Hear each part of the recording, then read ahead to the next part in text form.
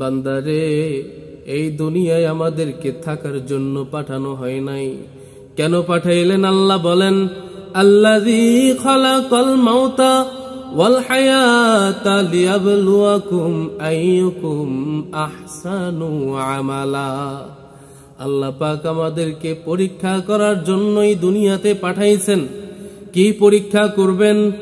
কে কতটুকু ভালো আমল করে সেই পরীক্ষা করবেন। আল্লাহ পাক বলেন না, বান্দা দুনিয়ায় যাওয়ার পর 24 ঘন্টা আমার কদমে সিজদায় পড়ে থাকো।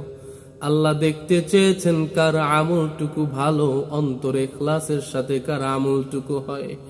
রাসূলুল্লাহ সাল্লাল্লাহু আলাইহি ওয়াসাল্লাম বলেছেন, আখলিস দীনাকা ইয়াকফিকাল আমালুল কলিল। ও বান্দা, ও উম্মতের দল, অল্প আমল করো যদি সেখানে ইখলাস থাকে। এক কথায় ইখলাসের সাথে যদি তুমি অল্প আমল করতে পারো, সেটা তোমার নাজাতের জন্য যথেষ্ট হয়ে যাবে। আল্লাহ পাক রব্বুল আলামিন বলেন, ও বান্দা, আমি তোদেরকে বড় মায়া করে মহব্বত করে বানাইলাম। ফেরেশতারা নিষেধ করার পরেও আমি তাদের সাথে চ্যালেঞ্জ দিয়ে তোদেরকে বানাইলাম। কেমন সুন্দর বানাইলাম আমি। লাকাদ খালাকনাল ইনসানা ফি আহসানি তাকওয়িম। ও বান্দা, আমি তোমাকে সব থেকে সুন্দর আকৃতি দিয়ে দুনিয়ায় পাঠাইলাম। কেন পাঠাইলাম?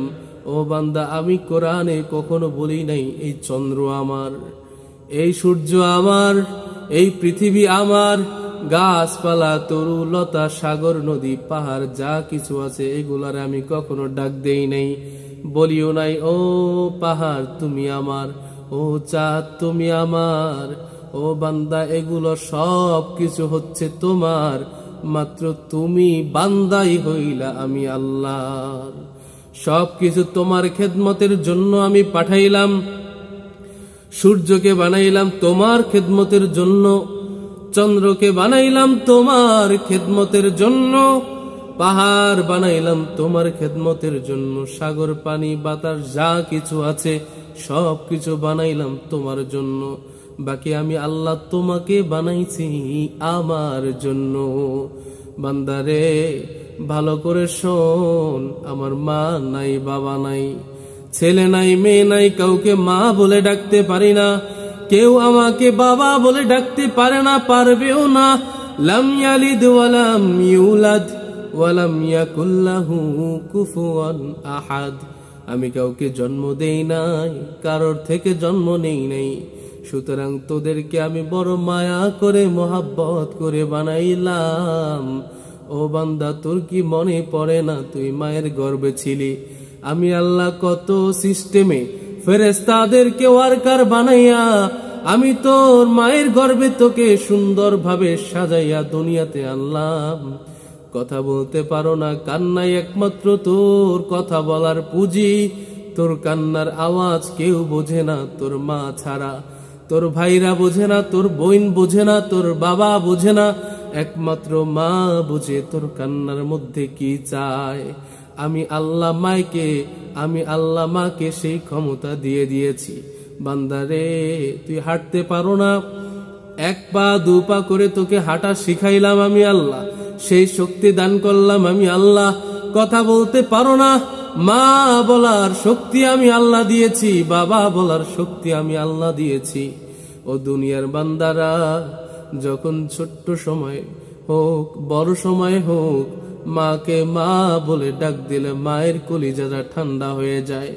বাবাকে বাবা বলে ডাক দিলে বাবার কলিজাটা ঠান্ডা হয়ে যায়। ও বান্দারা, আল্লাহ বলতেছেন, ওই মা বলার কারণে মায়ের অন্তরে মানাইতে পারে না, ছুটে আসে বান্দার কাছে, ছুটে আসে বাচ্চার কাছে। বাবাকে বাবা বলার সাথে সাথে ছুটে আসে বাচ্চার কাছে, তাদের অন্তরটা ভরে যায়। আমি আল্লাহ তখন তোমার অন্তর, তোমার কলবের দিকে তাকিয়ে থাকি। তুমি দৈনিক 50 বার 100 বার মা বলে ডাকো, আমার কোনো সমস্যা নাই, অসুবিধা নাই।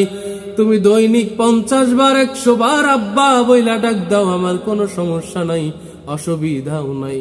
কিন্তু বান্দা, আমি বড় মায়ার নজরে মায়ার নজরে বড় আশা নিয়ে তোমার অন্তরের দিকে তাকিয়ে থাকি। ওই বান্দা, ওই মা বলার ফাঁকে নিয়ে একবার আল্লাহ বইলা ডাক দাও, ওই বাবা বলার ফাঁকে নিয়ে একবার আল্লাহ বইলা ডাক দাও। ও বান্দারা, তোরা জানো না আমি আল্লাহর যত মায়া তার 99 ভাগ আমার কাছে 1% সারা দুনিয়ার মানুষদের দিয়েছি। সেই মায়ার ভাগ তোর মা পেয়ে যদি তোর জন্য বেকার আর হয়ে যায়, আর আমি 99% মায়া নিয়ে আমার আল্লাহ, আমি আল্লাহ কি অবস্থায় থাকি একবারও ভাবলি না? ওই মা ডাকার ফাঁকে যদি একবার আমি আল্লাহকে আল্লাহ বলে ডাক দিতি, আমি আল্লাহ তোর জীবনের সমস্ত সব গুনাহগুলোকে মাফ করে দিতাম।